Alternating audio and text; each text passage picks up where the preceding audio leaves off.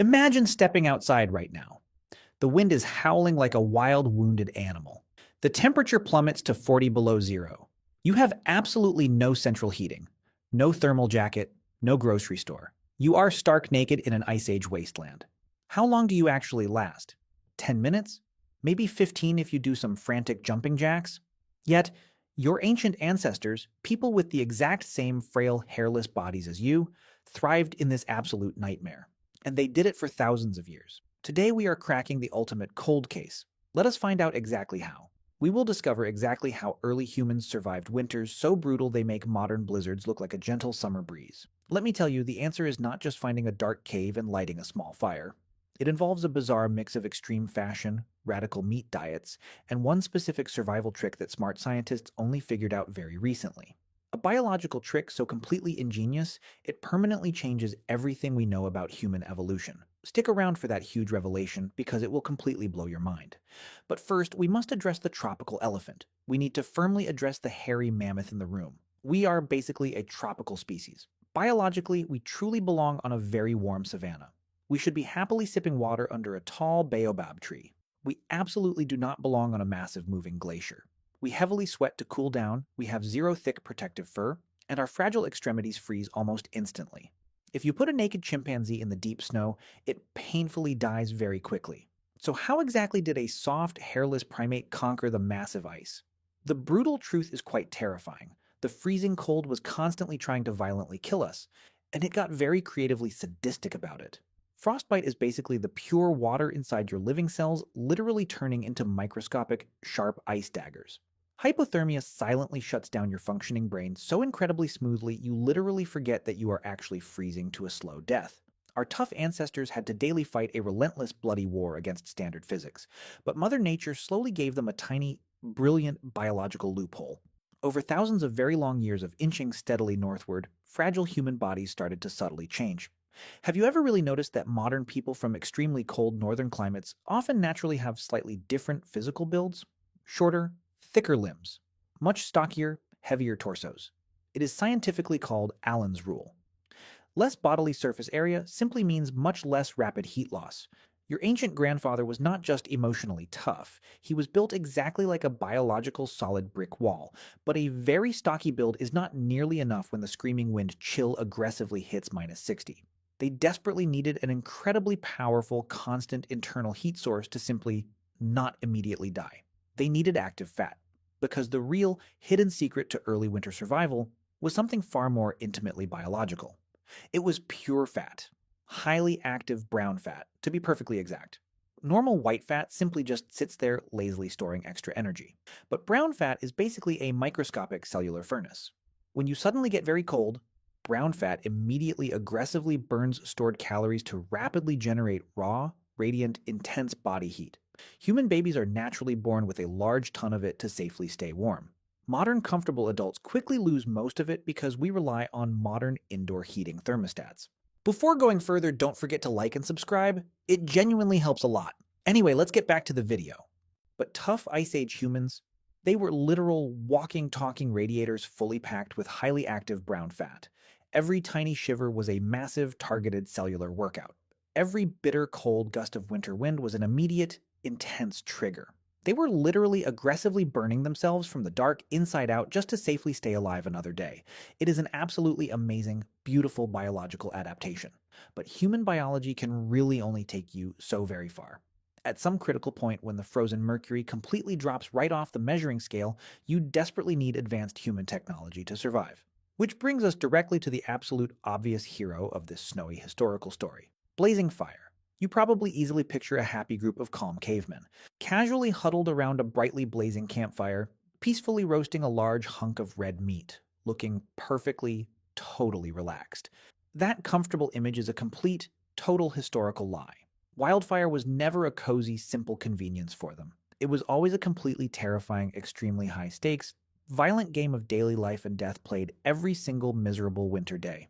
Starting a warm fire in the deep middle of a freezing winter is incredibly hard. Wet wood is totally damp. Dry tinder is deeply buried permanently under 6 massive feet of heavy snow. And if your tiny fire unexpectedly goes out, you do not just get a little mildly chilly, you quickly die. Everyone in your entire tribe immediately dies. It is really exactly that, brutally, tragically simple. But here is the wild psychological twist nobody ever really thinks about. Fire was not just for simple bodily warmth, it was a vital, heavy tool of intense psychological warfare. Dark winter nights during the massive ice age were brutally, incredibly, painfully, terrifyingly, and endlessly long. Imagine surviving 14 straight hours of pitch black, suffocating, blinding darkness. You are completely, totally surrounded by giant dire wolves and massive cave lions that can easily see perfectly well in the darkest night. Brightfire aggressively pushed back the terrifying dark. It brilliantly created a glowing, magical safe zone. A literal, brightly lit ring of safety where the massive, hungry monsters simply could never step. But actively keeping that massive fire alive required a staggering, totally insane amount of daily raw fuel. They definitely could not just easily pop down to the local hardware store for quick bagged charcoal. They aggressively had to desperately forage for scattered wood in freezing, lethal, dropping temperatures. They furiously burned precious, vital bodily calories to simply find the very single thing they desperately needed to safely stay warmly alive. It was a totally vicious, entirely exhausting, deeply unending survival cycle. And in some completely desolate, barren places, there were absolutely no living trees. Zero. Absolutely nothing but endless, totally flat, deeply frozen tundra wildly stretching straight toward the bleak, totally gray, empty winter horizon everywhere you desperately look. So what exactly do you safely burn when there is absolutely no dead wood? You heavily burn raw bone, giant mammoth bone. It turns out fresh, heavy bone is completely, totally full of rich, greasy fat. If you magically get a small starting fire deeply hot enough, massive, giant mammoth bones will brilliantly burn for many long hours, strongly radiating a slow, totally intense, incredibly comforting heat. They were literally practically heating their tiny frozen homes with the leftover massive skeletons of their last heavy giant dinner. That is incredibly, deeply, unbelievably, totally hardcore. But heavy fire is entirely physically stationary. You obviously absolutely cannot take a roaring huge bonfire actively hunting everywhere. You absolutely have to forcefully leave the warm, safe cave eventually. And to successfully do that safely, you absolutely desperately need to carefully wear something incredibly thick and totally warm to protect your fragile bare skin completely tight. If you actually think early human primitive clothing was just a dirty, incredibly smelly bear pelt casually draped over a freezing cold shoulder, like a remarkably cheap, silly Halloween costume, please think again. The heavy protective clothing of the dark frozen ice age was an absolute, sheer, brilliant technological masterpiece. It entirely, undeniably, fundamentally had to be absolutely perfect to work.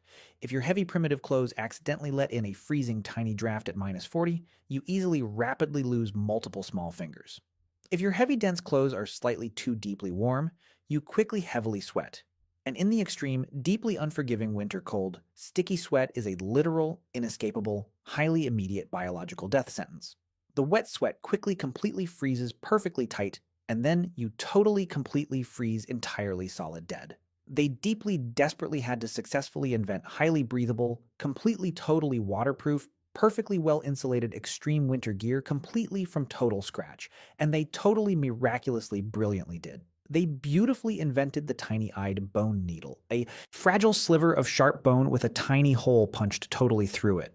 This tiny, seemingly completely simple, totally insignificant invention completely, deeply, heavily changed the entire whole human world entirely forever. It quickly, finally, beautifully allowed them to carefully, deeply, safely stitch heavy animal hides perfectly tightly together. They wonderfully made beautifully custom-tailored clothing.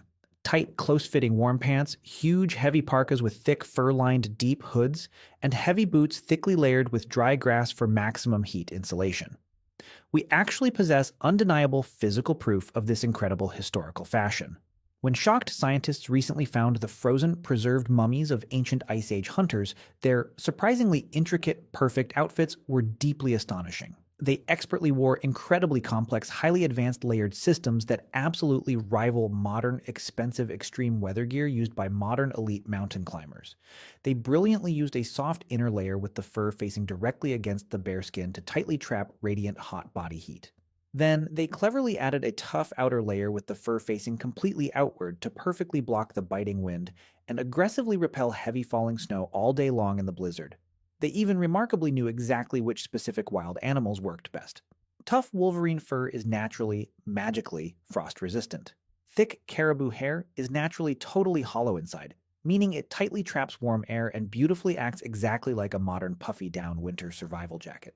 Our brilliant ancient ancestors were literally walking around in expensive, custom made, high tech, impenetrable survival snowsuits. But even the absolute best winter coat in the entire world definitely will not safely save you if a mega blizzard unexpectedly hits and you are 10 freezing miles away from your home base. You need shelter. Finding a deep cave is really great if you can actually manage to find an empty one, but most deep caves are incredibly damp, intensely dark, and very often already occupied by gigantic, extremely angry, hungry, ancient, fierce predators. You really truly do not ever want to awkwardly evict a massive 1,000-pound sleeping cave bear with a tiny, pointy wooden stick. So, our brilliant ancestors forcefully became master visionary architects, and their chosen weird building materials were simply whatever they could magically scavenge in a completely dead, totally frozen icy wasteland stretching miles around them in the dark twilight.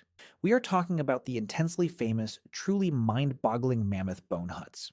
Mentally picture a massive, heavy dome made entirely of gigantic, staring skulls, huge curved sharp tusks, and thick, heavy leg femurs, all tightly locked together like a grim, terrifying, brilliant jigsaw puzzle. They beautifully covered this terrifying, skeletal bone frame securely with dozens of thick, heavy, incredibly warm, dead animal hides. Then, they forcefully piled frozen dirt and heavy snow thickly around the bottom edges to completely, totally seal out the howling, bitter winter wind. Inside, it miraculously created a surprisingly, incredibly cozy, internal, warm, local microclimate. The freezing deep snow on the very outside actually acted as incredibly brilliant, natural heavy insulation. It is the exact, precise, same clever scientific principle as a classic Inuit igloo. Dense snow perfectly traps stagnant, warm air. A fierce, completely lethal, terrifying black storm could be wildly raging directly outside, violently ripping heavy trees straight from the frozen hard ground. But safely inside that incredible protective bone hut, directly around a warmly glowing, softly crackling bonfire, it might realistically be a remarkably, totally comfortable 60 pleasant degrees. But actually building these intricate, massive bone shelters definitely took incredible foresight. It took intense, heavy physical community cooperation. One single dry mammoth skull easily weighs many hundreds of heavy pounds. You absolutely physically cannot ever successfully build a massive bone mansion entirely alone. This monumental task deeply required a tightly knit, highly organized, friendly community working in absolutely flawless harmony. And survival was not just about avoiding the wind. These shelters were psychological fortresses against the devastating, quiet mental toll of deep, endless winter. Imagine being physically trapped inside a small dome for multiple long weeks during a blinding, whiteout, heavy blizzard. Cabin fever is a very real, dangerous psychological threat. To survive without losing their fragile minds, they desperately had to keep their human brains incredibly sharp and actively engaged.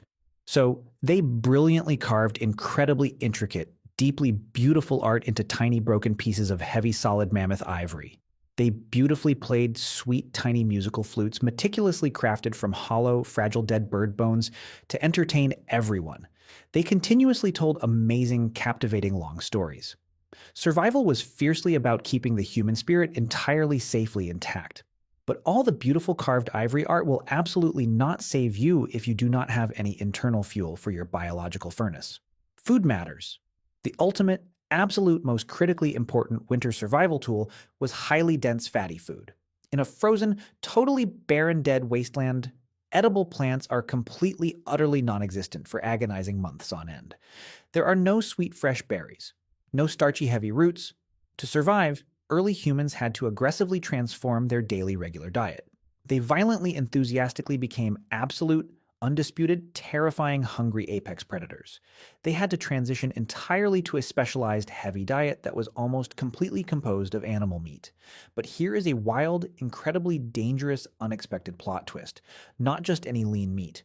Pure fat matters. Eating entirely lean meat will actually violently kill you. It is a terrifying, very painful, obscure medical condition called acute lethal protein poisoning, or rapid rabbit starvation. Your struggling internal liver simply cannot process that massive, heavy amount of pure, lean muscle protein easily.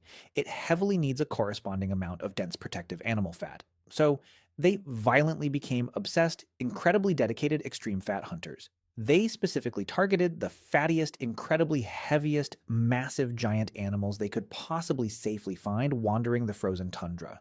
They successfully hunted giant woolly mammoths, huge hairy woolly rhinos, and massive giant reindeer continuously everywhere. When they killed a massive animal, they completely smashed open the thick white bones and eagerly, desperately, greedily ate the rich, highly fatty soft bone marrow. They happily ate the fat, dense, wet brains. They had to constantly consume staggering amounts of it. An Ice Age hunter needed roughly 6,000 dense calories daily just to break even. And how do you securely store that much meat without massive scavengers stealing it? They brilliantly invented underground freezing meat lockers. They dug deep pits into solid permafrost, packed them full of fresh red meat, and covered them with heavy large stones. But relying on massive game is incredibly risky. What happens if hunters cannot track prey? This leads us perfectly to the mind-blowing secret I promised earlier. The ultimate survival strategy was an unprecedented, shocking interspecies alliance. In the darkest winters, desperate humans did something completely unthinkable. They made deep peace with their deadliest competition, the savage wolves. Starving humans and wolves forged a partnership. Those wild, terrifying wolves beautifully became loyal dogs. They used their supernatural sense of smell to sniff out hidden prey under deep snow. In the freezing night, large dogs provided emergency body heat. We miraculously survived. If you learned something new in this video, don't forget to like and subscribe to the channel. Have a nice day.